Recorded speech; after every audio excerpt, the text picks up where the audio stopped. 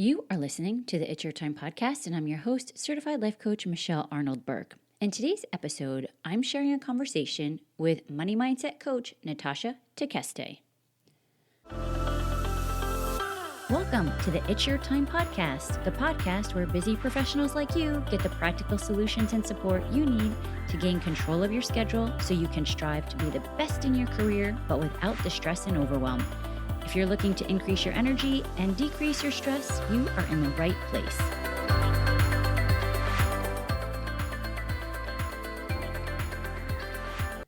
Hello, hello, hello. Welcome back to the podcast, friends. I have a treat for you today, episode 190. And as you know, that means I either share a mentor or a book or today, an interview. And I have to tell you, I feel so fortunate that recently I've been able to bring some strong, powerful women here who are doing the work in the world to help more folks. And today, I'm sharing a conversation with Natasha Tekeste. And Natasha is a money mindset coach for women and people socialized as women who want to earn more money. I say cheers to that, baby. She works with women who want to shift their beliefs around money and health so they can leave the drama behind and focus on actually doing the work that they love to do.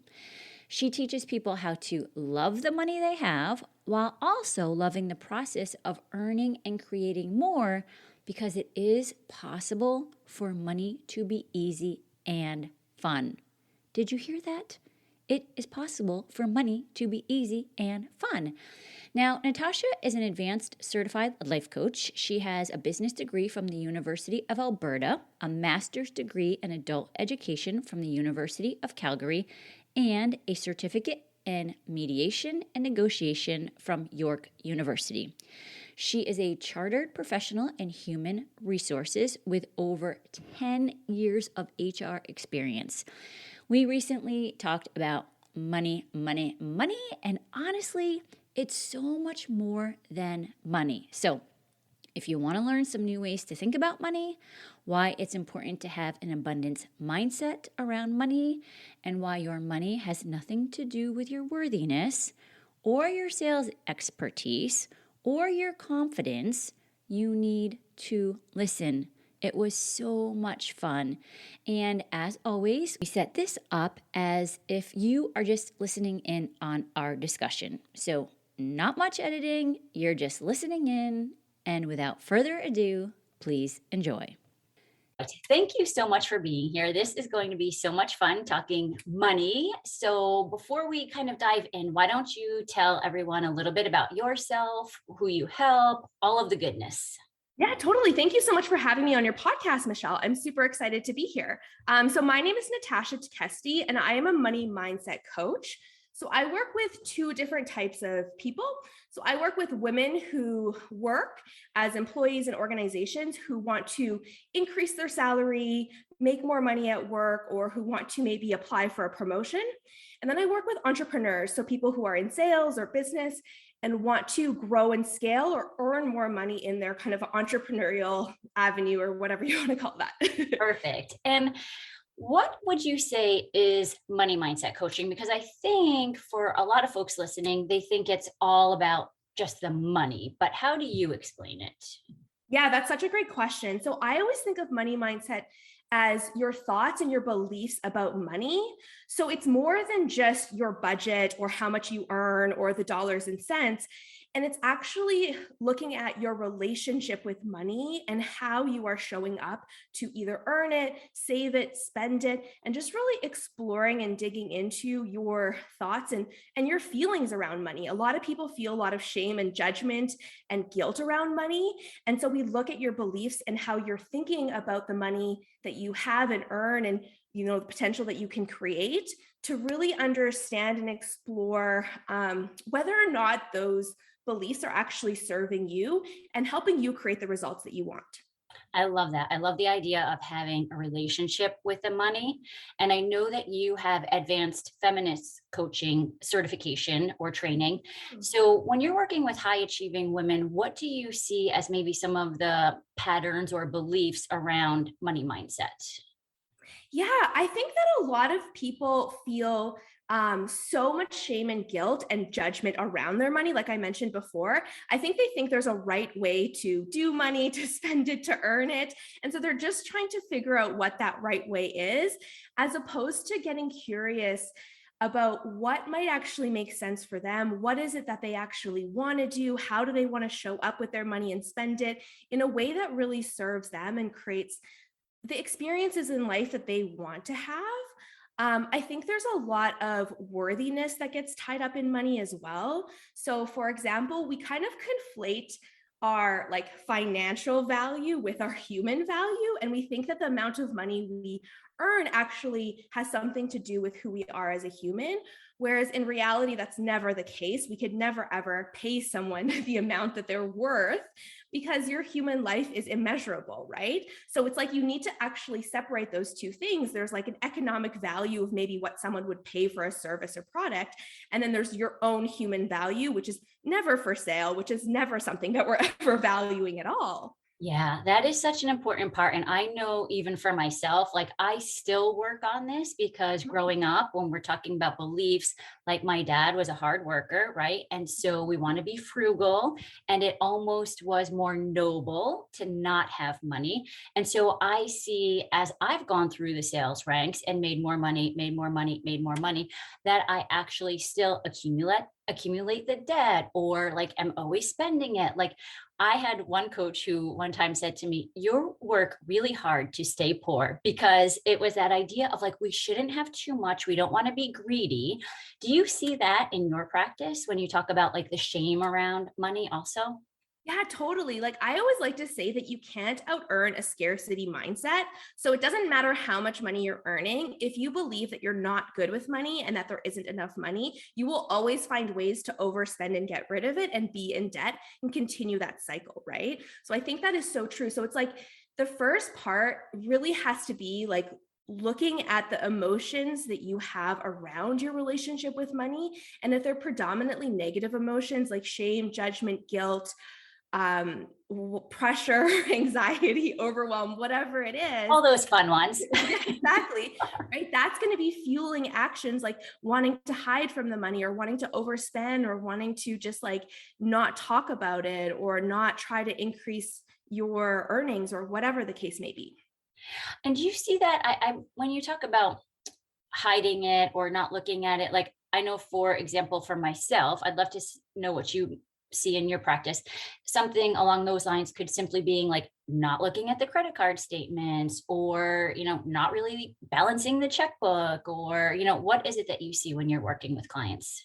Totally. I think people just want to ignore it and not look at it and run away from it, which is such a primal reaction that comes from shame, right? It's like we don't need to make that mean something bad about the person who wants to ignore it. It's just let's just know that that's coming from shame and that's okay. And we can actually just start by de-shamifying your money decisions.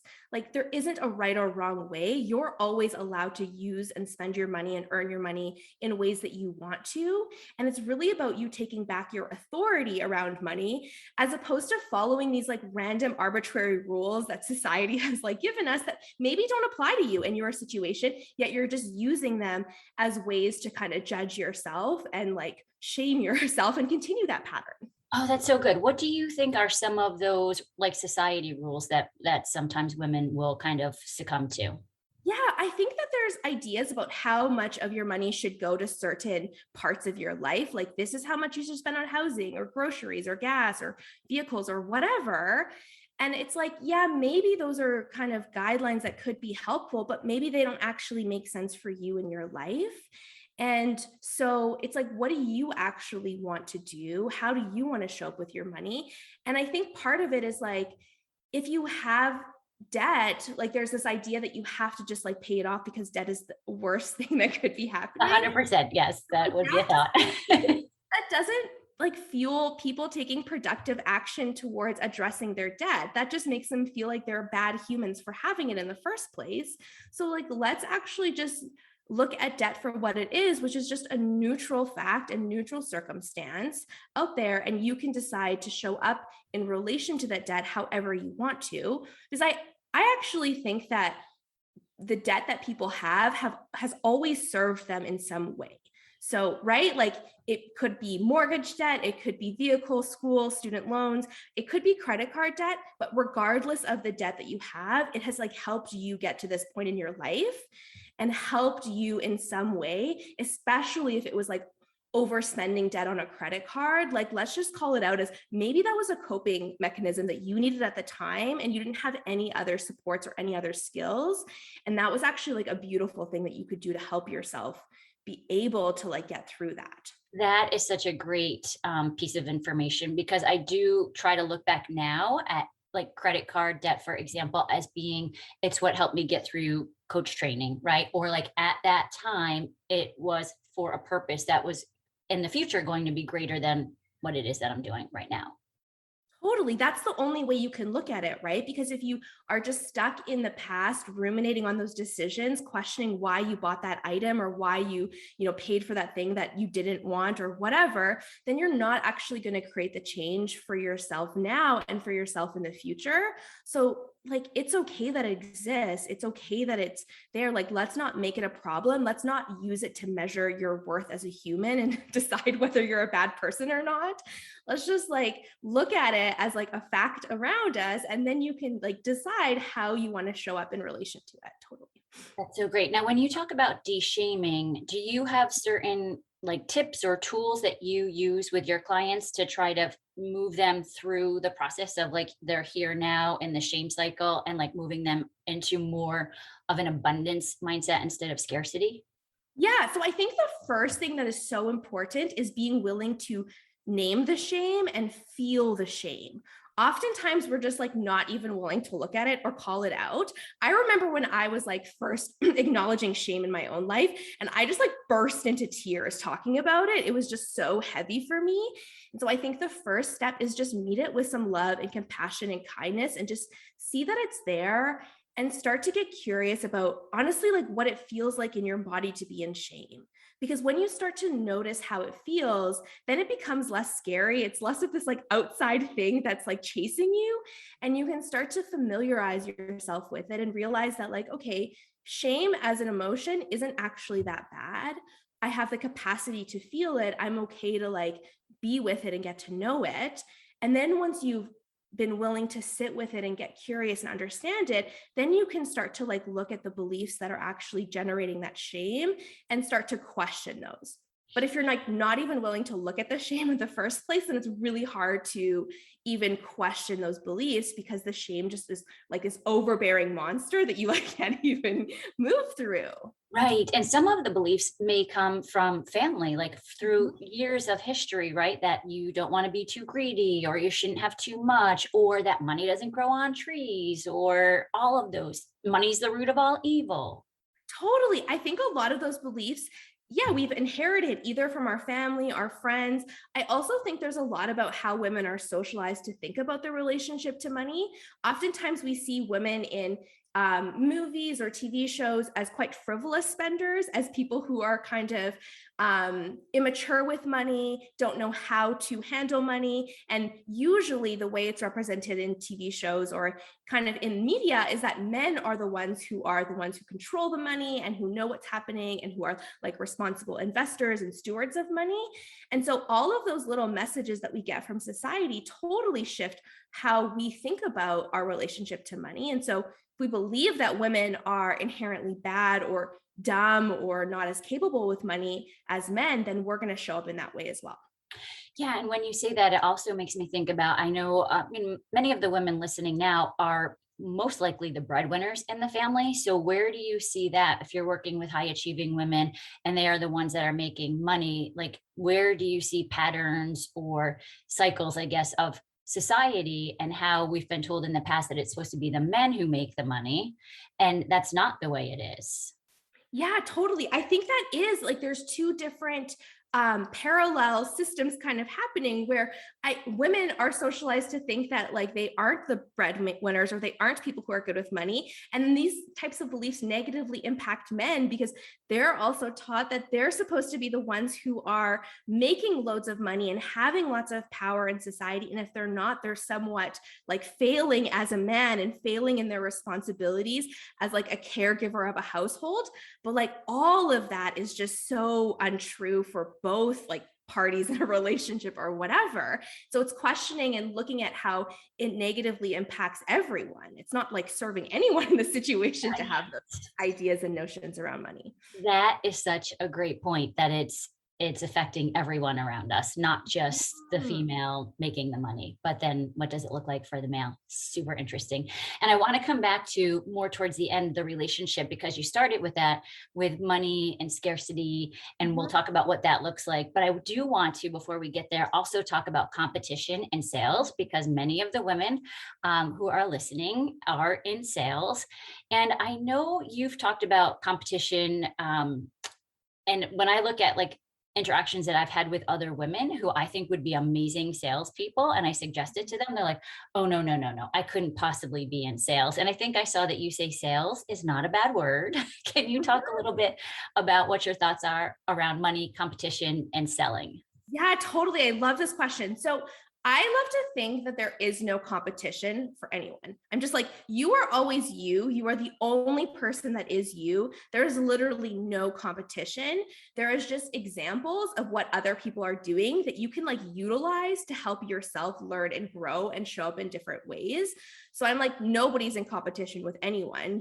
There's like so many clients out there. There's so much possibility. There's so much potential out there. There like isn't that scarcity of like I'm competing against you for resources. Yes, and I think that is so important. I just want to jump in because I know that, especially in my field, Mhm. it is a super competitive field, and Mhm. it is almost frowned upon if you are not quote unquote competitive, or if you don't think that you should be competitive. But I know Simon Sinek talks about this also, right? The infinite mindset. So when you're talking about scarcity and abundance, it's not saying that by not being competitive, you're kind of sitting back and eating bonbons. It's like, no, No. there's so much more to be had, right? Yes, there's enough for us all. We don't actually have to see each other's as like adversaries. We can actually work together and learn from each other and grow.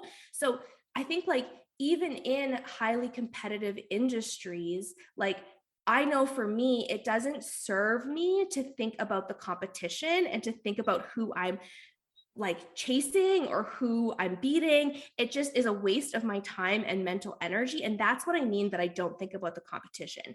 I stay focused on myself and what I want to do and what are my goals and what's working for me. Because when I'm thinking about other people, every single moment that I'm thinking about them is time that I'm not spent thinking about me and my business and what I want to do. So it's like reining that energy back into something that actually feels good and empowering for you, right? Like when you're thinking about other people, you're probably in this like hustle, anxious, overwhelm type of situation where it just feels like urgent and you have to act now.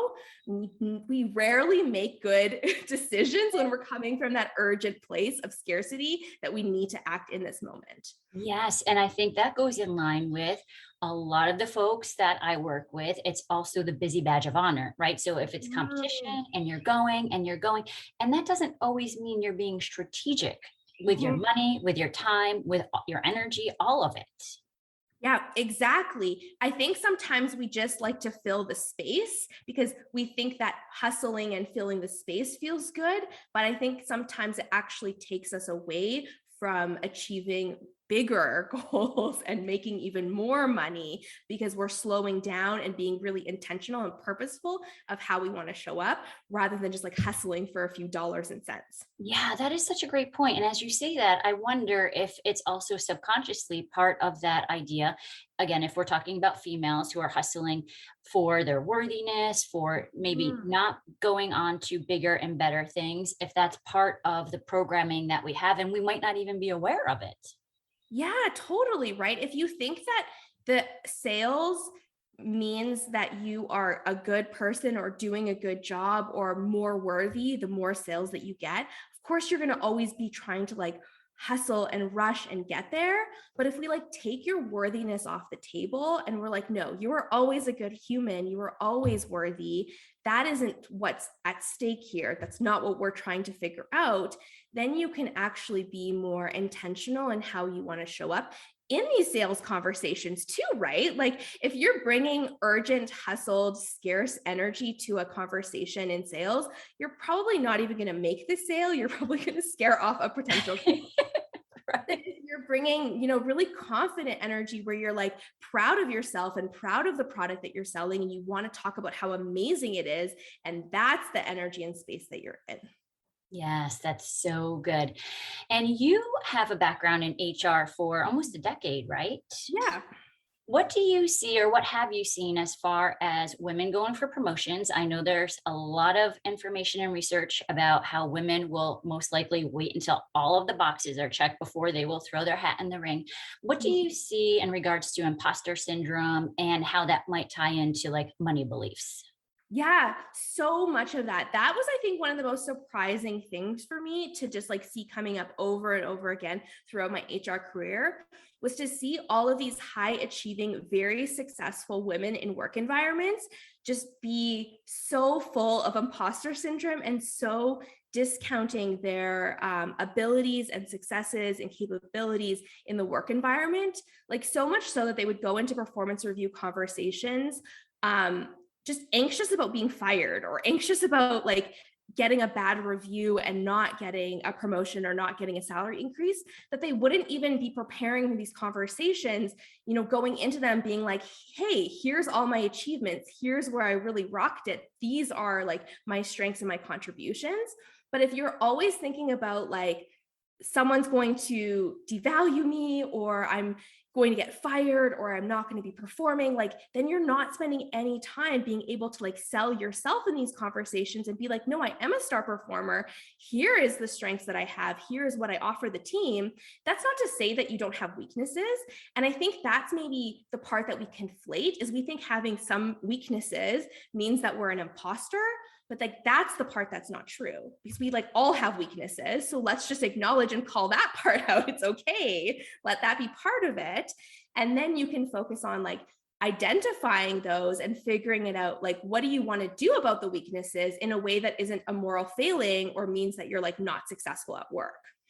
Do you think, and this kind of ties back in your advanced feminist training, that part of that also, the whole selling yourself and these are my achievements and this is what I've done, goes back to conditioning that we've had through the years, that we shouldn't be too loud, women should be Mhm. seen and not heard, or Yeah, it's like not wanting to take up space, because it's like if we view taking up space in a confident manner as arrogant, we're like, well, I don't want to be arrogant. I don't want other people to judge me negatively and have these negative thoughts about me. When in reality, having confidence in yourself isn't actually arrogance. It's not boastful. It's not like you're putting other people down in order to make yourself look better. Those types of actions actually, I think, come from a lack of self-esteem, when we're trying to put ourselves in a power position and make ourselves like seem better than other people. When I think we have real true confidence, we're just like showing up, talking about ourselves with love and acknowledging like, that we are humans who can do incredible and amazing things, and we want to celebrate those and make them present or make them known in a way that isn't disrespectful to other people. And there's nothing wrong with saying like, hey, I have made these achievements, this is something that I'm proud of, because taking time to be proud of what we've done actually leads to being able to take on new projects or take on different work or try different achievements, right? I think that's so important. And I think people, it goes back to the scarcity mindset, right? Like if I'm confident, then people will think, when you're thinking that's arrogant, that then I think that you cannot have confidence, but that's not it. It's like I can be confident and still want you to be confident and do well. And it's that abundance of like everybody can rock it. Yeah, there's enough space for all of us to be confident and love ourselves. And actually, it's better when we all are showing up in that way, rather than when we're trying to just like compete to like prove that we're more worthy than someone else. Like that isn't going to create results for anyone that anyone is looking for, right? Right, absolutely. That's so good. Now, I want to kind of circle back to the idea of the relationship part of it because I think this could be helpful for people. I think oftentimes we look at money as just a material thing, right? It's just the Mhm. object, it's the checks and balances. And the funny thing is, like nowadays, especially money, we don't even hold it in our hands a lot of times, right? It's like in Exactly. a computer. Yeah. So, how do you explain to your clients like what exactly it means to have an amazing relationship, I guess, with money to be able to, let's say, get more of it and talk about it and be okay with talking about it? Yeah. So I think it's up to each person to kind of define what they want that relationship to look like and feel like. But I know for me, I just think of money as a tool. So it is a tool for me to utilize in a way to create the life that I want. It is something that I can use to just like show up in my daily life. It's not a reflection of who I am. It's not a measure of how successful I am or how much I failed in life. Like I just take all of that off the table and I'm like, "Oh, this is just a tool to like buy experiences or things or time or whatever and help me show up to the world in the way that I want to." I think that's so important too. And when you talk again about the abundance and scarcity mindset, like I think of money as in the past, it's been like a pie, right? Like we only Mhm. all get a piece of it versus like it's really the ocean. It's like it never ends. There's money for everybody. Yeah, exactly, right? So it's like it isn't this limited resource because like you said there it's not like we're tangibly touching money. It's not like there's like an amount of paper and coins that we're like exchanging. At this day and age, it's literally just all digital currency. So we're actually just talking about numbers on a screen.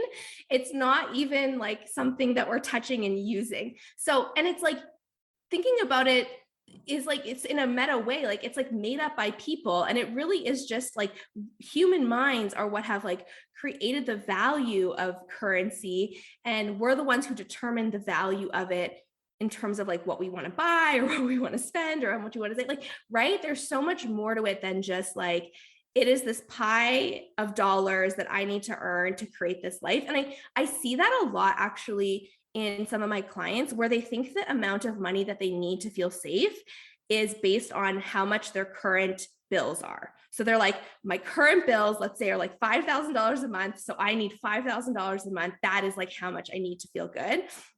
But I always like to point out to them that that $5,000 is so arbitrary. And like, that's based on your current life, your current bills, whatever that may be. But like, if your bills were $2,000, then you'd be like, well, I need $2,000 to feel safe. If your bills were 10,000, then you would think that. And likely the amount of money that you need is going to change throughout your lifetime because you're not just living this like set, stationary life where it doesn't actually change. So it's just starting to recognize the like arbitrary and subjective nature that we've placed on the value of money. Yeah, that is such a great point because a lot of the folks listening are also in commission sales. So I Mhm, even look at myself like mhm. what I needed in the past to feel safe. And I think about like if I go back 16, 17 years, like I would have never imagined what I'm making now. And yet I still have the same thoughts that I've had back then, right? So that goes back to the credit card debt or however you're living.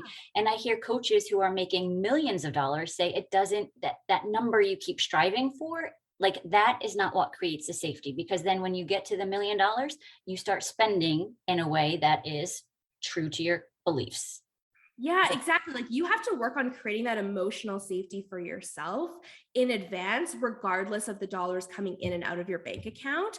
And that is so like goes back to like why I say you can't out earn scarcity as a mindset. You really have to work on generating your own trust in yourself, being like, I have made it this far. I can continue to make it no matter what happens to me. Like, I always have me, I have my brain, I have my skill set, I have my abilities to show up in the world and earn a living for myself, regardless of how much someone is choosing to pay me, whether it's an employer, whether it's clients, whether it's, sales in a month, right? Like it's just like not putting that emotional safety on those external circumstances because they will never create it for you. You might feel safe for 1 minute after you've like made your commission goal for the month, but then the next month happens and then you feel anxious all over again. 100%, because I think we even often will say a joke, right? It's the most important quarter in history, like the one that you're starting, or you go from hero to zero. Like, what have you done for me lately? It's all of those kind of thoughts and, cliches, I guess, but that is not what is important. It's you creating your own safety, is what you're saying. Totally. Exactly. And I think it's really funny when you've like worked in an environment for so long. Like, let's say you've worked in commission-based sales for a year or a couple years, right? You start to see the patterns play out and catch it, right? Like, notice how once you've hit your goal, your brain's like, oh, yeah, okay, cool, we're safe. And then as soon as the next month hit, you're in that hustle again. And once you start to see the patterns play out, you can recognize that it is never the dollars that you earn that generates emotional safety for you long term. It is always your belief in yourself and how you're showing up to like love and trust and like be kind to yourself as a human in the moment. That's so important. I think that's a theme that has kind of gone through this whole conversation, is that the money does not determine your worthiness. That again is you believing in yourself and knowing you're worthy. And then also your emotional safety again does not come from the money. It is your belief in yourself and what you're setting yourself up for. Yeah, totally. Because when you believe in yourself and you believe that it is possible for you to earn money or to make more or to achieve your goals, then you are showing up from a place of like possibility and hope and love. And all of that feels so good and so nourishing and grounding in your body versus generating anxiety and overwhelm and perfectionism and stress and all of those things, which just feel so like they feel awful to like live in that space, and it doesn't generate you showing up and being excited and proud and like wanting to sell what it is that you have to sell. And what would you say to someone who is like, okay, I listened to this podcast. I'm going to work on this. I'm going to look at my thoughts. I'm going to start being open to possibility, making more money. And then they go and visit their family who still Mhm. has the same beliefs that they've had for the years. And what are you doing? You're being bougie or frivolous or whatever they might be saying to the Mhm. person who's trying to make these changes.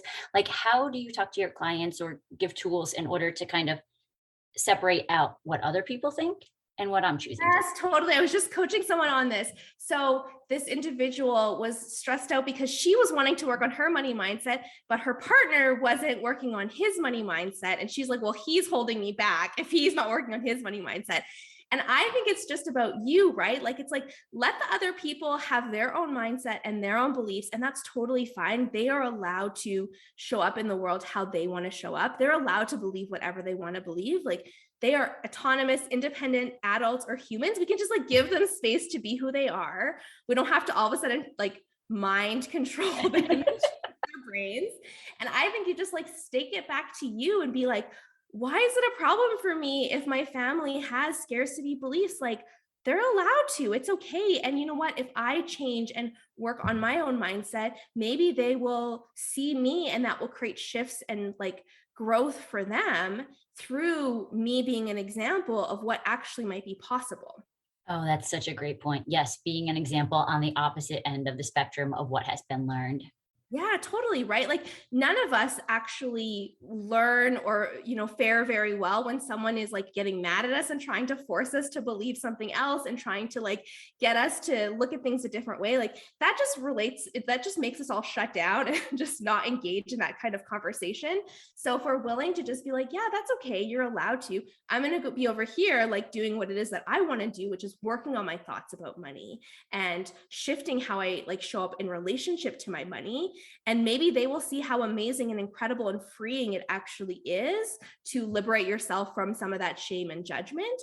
And maybe they will want to like come and ask you some questions and like learn about it. And I've had that same experience where I've just like let people in my life have their own relationship with money, and when they were ready they came and asked me questions or they came and talked to me about it. And of course I'm like so willing and so like wanting to help my loved ones like show up with their money in different ways, but it has to be on their own terms, and I can only ever control things on my own terms for my own life. So it's like getting clear on who's responsible for what. Yeah, and that's great because you mentioned earlier about someone saying like, I can't do that because of them. That's not the case, right? Like, we are all responsible for our own, which is great news. That's where we hold our most power.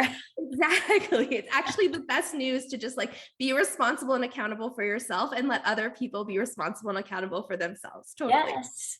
And I chuckle because I think of some of the sayings, like money doesn't grow on trees. And I'm like, it actually does, right? It's paper. And also, money Exactly. is the root of all evil. But I think money just makes you more of who you already are. What do you think?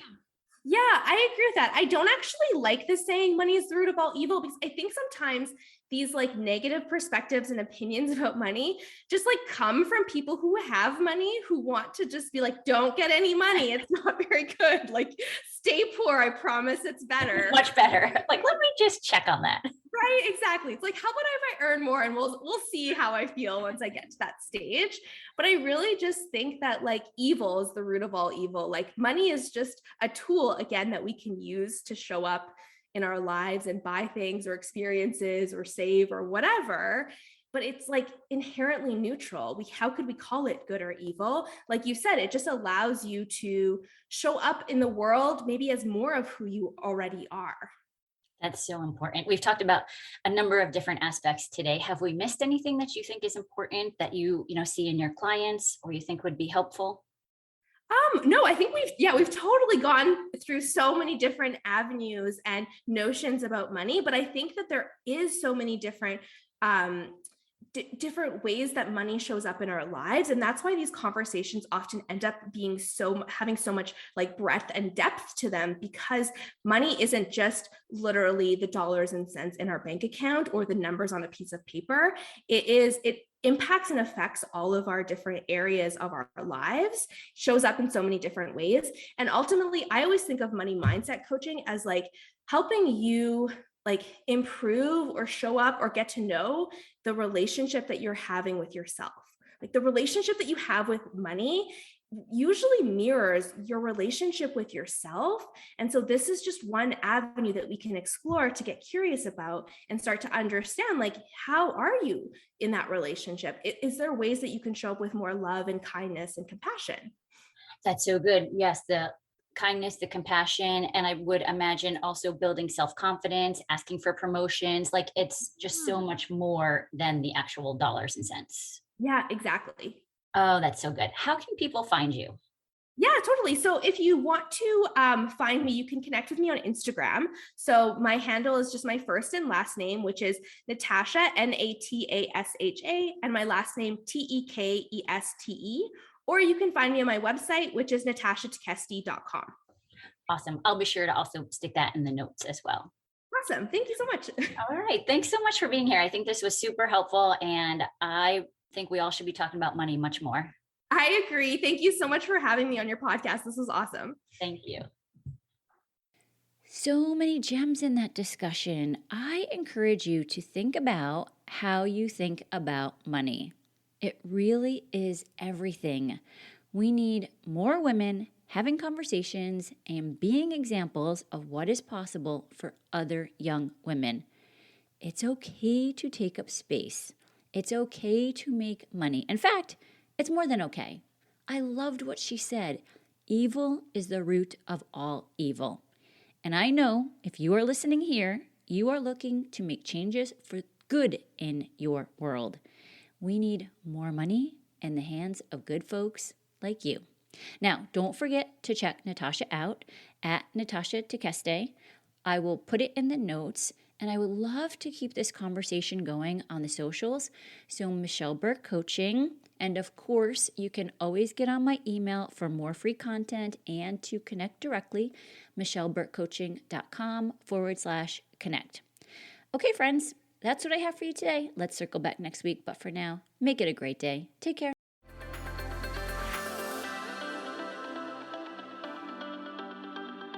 Did you know you can take this work to a deeper level with me one-on-one? Go to michelleburkecoaching.com and click on Get Started to begin.